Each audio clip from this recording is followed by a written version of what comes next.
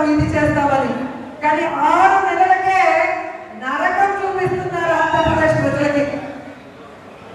ఈరోజు ఎక్కడికి వెళ్ళినా రాష్ట్రంలో జగనన్నని ఓడించుకొని తప్పు చేశామని ప్రతి ఒక్కరూ కూడా పశ్చాత్తాపం